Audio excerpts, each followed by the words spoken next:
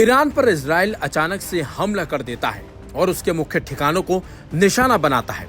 इस हमले में ईरान में न सिर्फ भयंकर तबाही मचती है बल्कि कई लोग भी मारे जाते हैं। हालांकि ईरान इन हमलों का इजराइल को जवाब देता है और अपनी ताकतवर मिसाइलों की मदद से इजराइल के कई मुख्य ठिकानों को तबाह कर देता है। लेकिन जिस तरह से इजराइल ने ईरान पर सटीक हमले किए, उससे ईरान को शक है कि देश में बैठे कुछ लोगों ने जासूसी कर जानकारियां इजराइल तक पहुंचाई और फिर इजराइल ने ईरान पर अटैक किया। यही वजह है कि ईरान में इजरायली जासूसी नेटवर्क को खोजने की कोशिशें की जा रही हैं। खबर तो यह भी है कि इस जासूसी नेटवर्क से कथित संबंधों के लिए 700 से ज्यादा लोगों को गिरफ्तार किया गया है। ईरानी खुफिया और सुरक्षा बलों ने देश में इजराइल के जासूसी नेटवर्क का हिस्सा होने के शक में 700 से ज्यादा लोगों को गिरफ्तार भी किया है।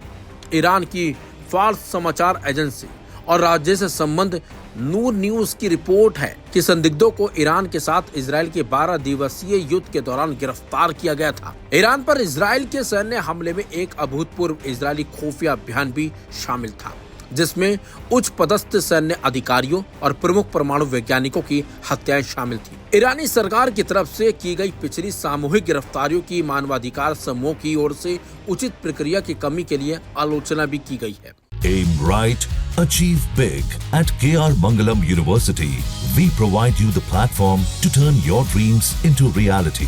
At KR Mangalam University. Israel के साथ युद्ध विराम समझौते के प्रभावी होने के एक दिन बाद ईरान ने घोषणा की है कि उसने देश के लिए जासूसी करने के आरोप में 3 लोगों को फांसी पर भी चढ़ा दिया। ईरानी कोर्ट ने इदरिस अली, आजाद शोजाई और रसूल अहमद रसूल को फांसी की सजा सुनाई थी। इसके बाद फांसी पर लटका दिया गया। उन्हें तुर्की सीमा के पास उर्मिया में फांसी दी गई। बता दें आपको, इस हफ्ते की शुरुआत में कथित मोसाद एजेंटों को भी फांसी पर चढ़ा दिया गया था। 12 दिन तक चले ईरान इजराइल के युद्ध में इजराइल और अमेरिका ने मिलकर ईरानी न्यूक्लियर ठिकानों को तबाह भी किया था। इस दौरान ही ईरान के कई टॉप कमांडर और वैज्ञानिकों की मौत भी हो गई। इसी बीच अमेरिका ने सीधे तौर पर ईरान के 3 न्यूक्लियर सेंटर पर हमला किया था। हालांकि इस पर ईरान ने जवाब दिया था कि अमेरिकी हमले तेहरान के परमाणु कार्यक्रम को नष्ट करने में विफल रहे हैं। दूसरी तरफ अमेरिकी राष्ट्रपति डोनाल्ड ट्रंप ने ईरान के परमाणु संयंत्र के नष्ट नहीं होने से संबंधी रिपोर्ट्स को खारिज कर दिया। राष्ट्रपति ट्रंप ने इसे फर्जी खबर बताया और जोर देकर कहा कि न्यूक्लियर साइट्स पूरी तरह से नष्ट हो गई हैं।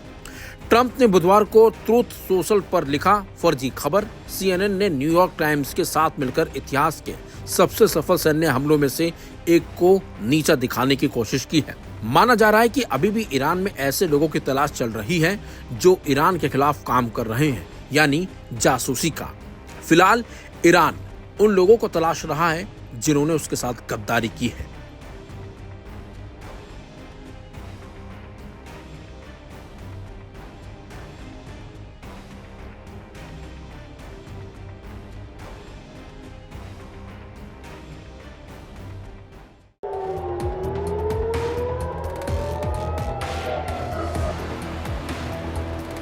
बारह जून से शुरू हुई ईरान इजराइल की जंग आखिरकार थम ही गई। माना जा रहा है कि ट्रंप ने दोनों देशों को काफी समझाया, तब जाकर युद्ध विराम पर बात बनी। खास बात तो यह है कि ईरान के परमाणु ठिकानों पर अमेरिकी हमलों के बाद ईरान इजराइल के बीच सीज फायर हुआ है। जी हाँ, युद्ध विराम से पहले अमेरिका ने ईरान के परमाणु ठिकानों पर हमला किया था, जिसे लेकर ट्रंप ने दावा किया था कि ईरान का परमाणु कार्यक्रम पूरी तरह से तबाह हो चुका है। हालांकि अब इस दावे को लेकर एक बड़ा और चौंकाने वाला खुलासा हुआ है। एक रिपोर्ट में बताया गया कि अमेरिकी हमलों के बाद ईरान का परमाणु कार्यक्रम केवल कुछ महीनों के लिए ही प्रभावित हुआ है। अमेरिका की तरफ से 21 जून को ईरान के 3 प्रमुख परमाणु ठिकानों फोर्डो, नतांज और इस्फहान में भारी बमबारी की गई थी। इस हमले के बाद राष्ट्रपति ट्रंप ने दावा किया था कि ईरान का परमाणु कार्यक्रम पूरी तरह से नष्ट हो चुका है। हालांकि एक खुफिया रिपोर्ट में सामने आया है कि परमाणु कार्यक्रम पूरी तरह से खत्म नहीं हुआ, बल्कि कुछ महीनों पीछे खिसक गया है। इस रिपोर्ट के सामने आने के बाद अमेरिका के दावे पर कई तरह के सवाल उठने लगे हैं।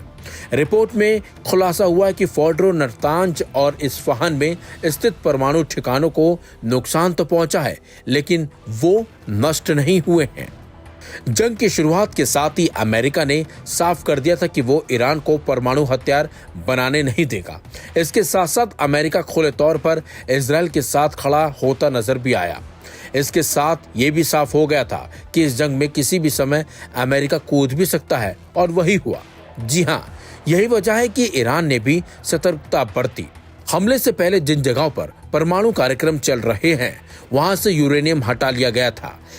Aim right, achieve big. At KR Mangalam University, we provide you the platform to turn your dreams into reality.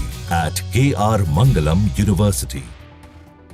कई रिपोर्ट में ऐसा कहा जा रहा है कि करीब 400 किलोग्राम यूरेनियम ईरान ने पहले ही अपनी साइटों से हटा लिया था, जिसकी तमाम तस्वीरें भी आई थी और उनमें दावा किया गया था कि आसपास जो सेंटर हैं, ठिकाने हैं, परमाणु केंद्र हैं, वहां पर ट्रक नजर आए थे और उन ट्रकों की मदद से ही ईरान ने यूरेनियम और कुछ जो वहां मुख्य चीजें थी, सामान थे, उनको भी वहां से हमले से पहले ही हटा लिया गया था। और दावा यही किया गया कि ईरान को वो नुकसान नहीं हुआ जो अमेरिका मान रहा था। वहीं व्हाइट हाउस की प्रेस सचिव कैरोलिन लेविट ने रिपोर्ट को लेकर कहा है, इस कथित आकलन को लीक करना राष्ट्रपति ट्रंप को नीचा दिखाने की कोशिश है। हर कोई जानता है कि जब आप 30,000 पाउंड के बमों को टारगेट पर सटीक तरीके से गिराते हैं तो क्या होता है, पूरी तरह से नष्ट हो जाता है। माना जाता है कि अमेरिका के साथ साथ खाली देश नहीं चाहते कि ईरान के पास किसी भी हालत में परमाणु हथियार हो। अमेरिका साफ तौर पर कह चुका है कि ईरान परमाणु हथियार नहीं बना सकता। हमले के बाद ट्रंप के दावे और रिपोर्ट सामने आने के बाद ऐसा कहा जा रहा है कि ईरान आने वाले समय में एक बार फिर अपना परमाणु कार्यक्रम शुरू कर सकता है। हालांकि इजराइल ने साफ किया है कि अगर ईरान की तरफ से दोबारा परमाणु कार्यक्रम शुरू किए जाते हैं तो इजराइल ईरान पर दोबारा हमला करेगा। यही वजह है कि ईरान और इजराइल के बीच पिछले लंबे समय से तनाव देखने को मिल रहा था। ये तनाव 12 जून को संघर्ष में तब्दील हो गया था, जब दोनों ही देशों ने एक दूसरे पर मिसाइलों और ड्रोन से हमला कर दिया था। इन हमलों में 600 से ज्यादा लोग मारे गए हैं, वहीं हजारों लोग घायल हुए हैं। 18 तारीख को अमेरिकी राष्ट्रपति ट्रंप ने कहा था कि वह अगले 2 हफ्तों में विचार करेंगे कि ईरान पर हमला करना है या फिर नहीं। हालांकि ट्रंप के इस बयान के 72 घंटे बाद ही अमेरिका ने ईरान के परमाणु ठिकानों पर हमला कर दिया था। इस हमले के बाद ट्रंप ने शांति की अपील भी की थी। इसके बाद ही 24 जून को सीजफायर का ऐलान किया गया। ऐसे में अब देखना होगा कि कब तक दोनों देशों के बीच शांति बनी रहती है, क्योंकि सीजफायर के ऐलान के बाद भी ईरान ने इजराइल पर हमला किया और फिर दावा किया जा रहा है कि इजराइल ने भी ईरान पर बम दागे, जिससे कहीं ना कहीं ट्रंप इजराइल से काफी नाराज भी हैं।